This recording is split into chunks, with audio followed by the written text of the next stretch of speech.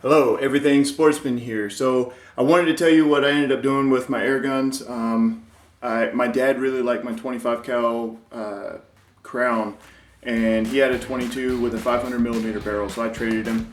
It may look exactly the same, but it is not the same. It's got a 500 millimeter barrel on it, and it's a 22 cal. We got it running really low reg pressure, and it's still running over 900 feet per second. So that's pretty awesome. I'll tell you what it is. It's only at like 112 on the reg pressure. And for me, that's really low because I've been shooting slugs out of my other air rifle, my other 22, this guy. But this isn't a air gun video this time. It's always too windy out here right now, here in Tennessee. If you could see my flags.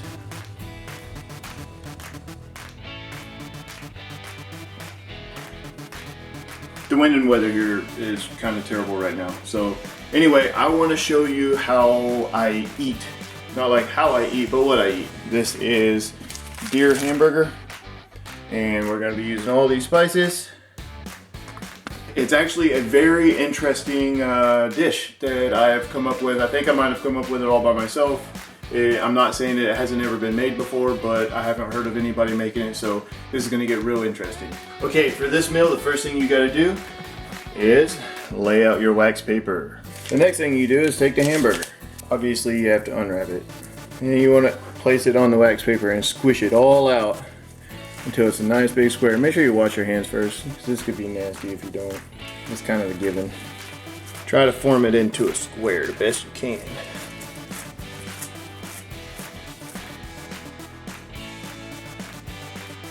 After it's formed up into a square, you want to do a nice healthy coat of salt. You don't want to do too much though, because it's going to cook through the meat. And then pepper. Then onion or garlic powder. You want to do enough where you can see it, but you don't want to turn it white with the garlic powder. And same with the onion powder. A little bit of ground sage. You don't want to do too much ground sage because it can mess up your bowels. Dill weed. Same with dill weed. Don't want to do too much, but it gives it that little bit of dill taste. And this is my favorite, smokehouse maple. Now you can use smokehouse maple all by itself, but I like to use it more often than not, so I add other things to it. Now we add a little bit of brown sugar ham and some sharp cheddar.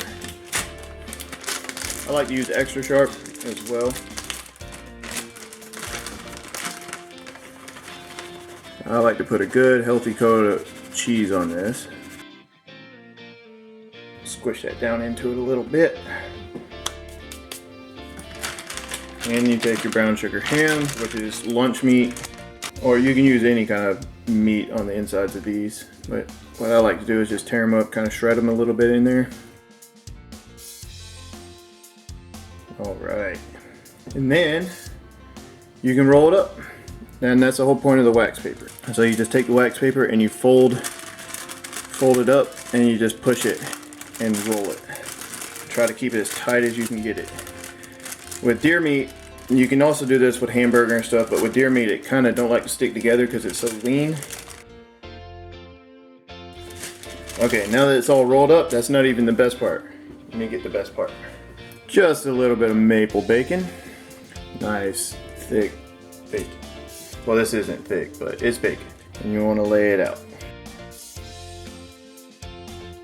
I like to do this pattern because it seems to hold together better. Just like that. And then, with your meat roll, you want to roll it on top of it. But be careful because it will come apart. And then you stretch the bacon on it. Looks like I should have bought bigger bacon.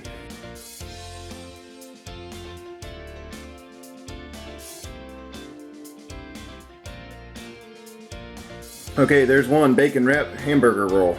Now we gotta make another one. All done. Now we're gonna go sear them on the grill and get them in the smoker.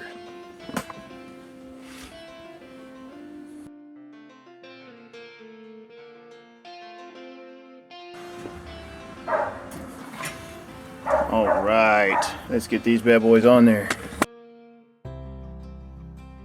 All right, now they're just gonna sit there and sear for a little while. I'm gonna roll them around after getting the smoker out here and getting it plugged in and get it going.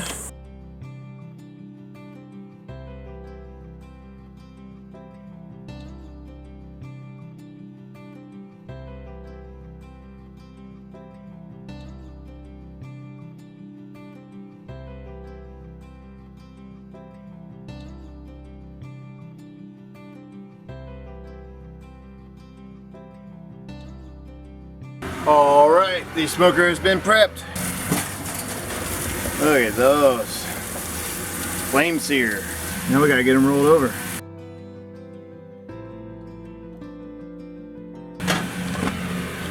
Well, they like to come apart a little bit when you're rolling them over and moving them around. I'm sure there's a better way to do it. I would like to get one of those big, wide, flat spatulas.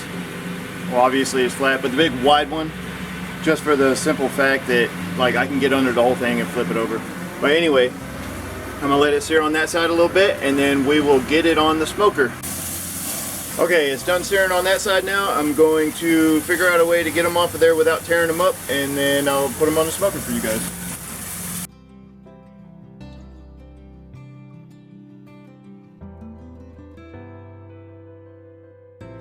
And that's the reason why I make two.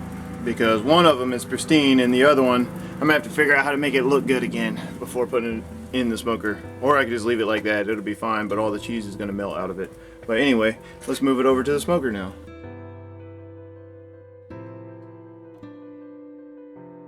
I like to put it about mid-height in the smoker. Here, got my drip pan there to catch all the juices. And then you gotta add in the temperature probe, which is here. You just basically want to stick it so that it's in the middle of the meat here. They're all pretty much the same. So you turn it on and set actual temp. I like cooking at 300 degrees or like 290. I'll just do 300 and then hit temp again to set it. Time. Let's go with an hour and 45 minutes. Hour and 50 minutes. That should be good.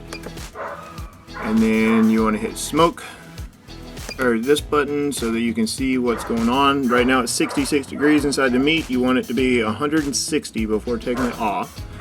So you hit smoke, and it changes time to 5 minutes and 20 seconds of just solid smoke. This time I'm using mesquite. I don't have anything else. I'm not the biggest fan of mesquite. It gives you kind of that more earthy taste, in my personal opinion. But yeah, now we just wait. Well, we can't very well just have meat, so I am going to use my second favorite cooking item. It's a close second. It's probably my first favorite cooking item. It is the Instapot. If you don't have one, you need to get one. I am not sponsored by them. I just really like it. So we're not just eating meat, which I don't have any problem with. We're gonna add some things. So this is vinegar, white vinegar. You just do a splash. Not much, just a splash. I like that. And it gives our potatoes, yay, honey gold. That's easily my favorite potato.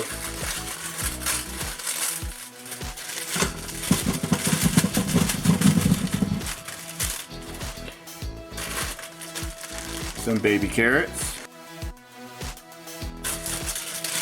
And then another thing of honey gold. I usually don't measure it out, but we need a little bit of water. I know it's about a quarter cup of water is what I typically use.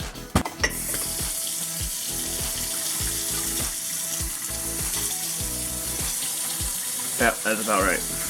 Before we pour the cup of water in there, we need to get some seasonings in it. To keep it simple, I only use 2 seasonings when I use when I cook in the Instapot, because if I need something else, I'll put it in there later. And most of the time when I eat these veggies, I eat them with ranch. We're gonna do a little bit of black pepper and Lowry seasoning salt. It's my favorite salt out there. If I use anything else, I use sea salt.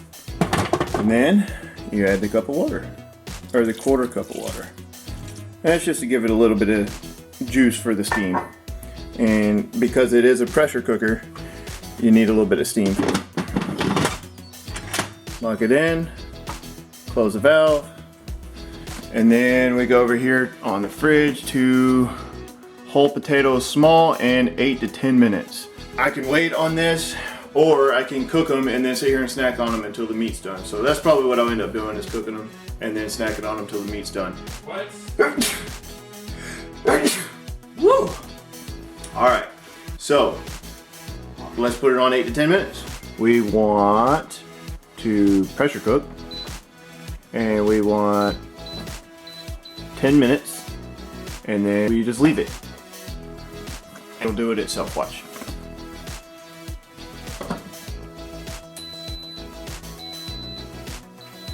Now in 10 minutes we're gonna have some baby carrots and potatoes to eat, and it works as a good appetizer up until the meat's done, and then we can smash the meat and the carrots together. So I'm not sure if you guys want to see me eat on camera. I might take a bite just to exclaim to you how good it is, and then I'm gonna eat my dinner.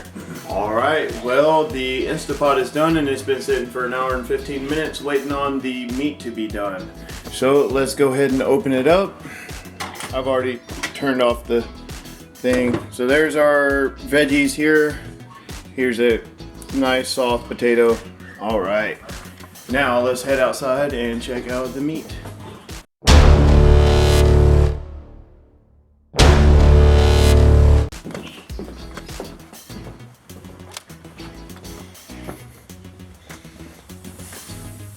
(161 degrees), it's off. So that's pretty close to 160. That's what we were wanting. It's about 160 degrees. All right. I don't know how to turn the flash on, but I will take it out and get it inside and let y'all see what it looks like. It looks delicious. Okay, brace yourself. This is what it looks like. Get out of your light here. Look at that. Yeah, that one got a little tore up, but it's still gonna be delicious. All right, now I'm gonna get it all cut up and I'll show you what that looks like. All right, this is a bacon wrapped deer burger loaf, first cut.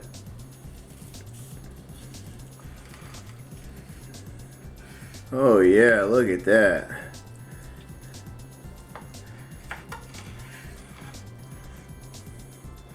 Oh, that meat and cheese in there. Looks awesome.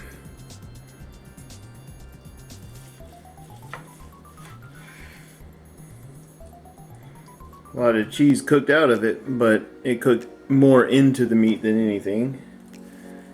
Look at that spewing out.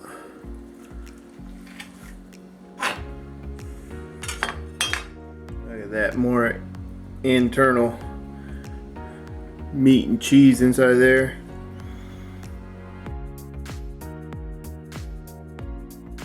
Alright guys, I'm about to show you how your everyday sportsman eats. Just like this. Potatoes, baby carrot, deer burger rolls of things and stuff. Back to the fullest. Alright guys, this is your everything sportsman. Wait, I said I was gonna take a bite and show you what I thought of it. And so here we go. Take a bite of this juicy sucker. Oh my god.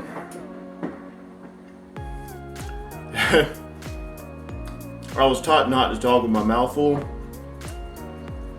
but that is delicious. You should definitely try this recipe. Do what I did. Oh my god. You're gonna love it. This is Everything Sportsman. I'm out.